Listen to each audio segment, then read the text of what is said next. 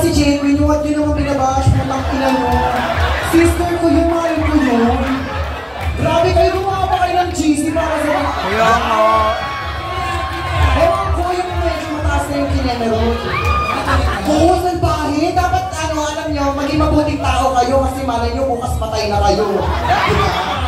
Diba, sayang sana gumawa ka na mabuti. Di tuloy ako welcome sa langit. Ang saya sa langit naka-aircon.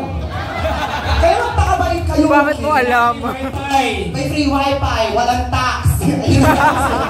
Walang tax.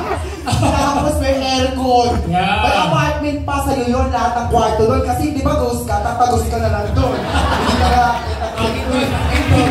Ano ka dito? Ganon. Di ba? Ang saya mabuhay na mabait ka? Yeah! Magpakabuti kayo. Hindi lang naman yung wow. Puro kayo masasamang tao dyan. Tawag ilan yung kumapa kayo yung GC fan. Di ba si JP? Trantado! Ang daming time.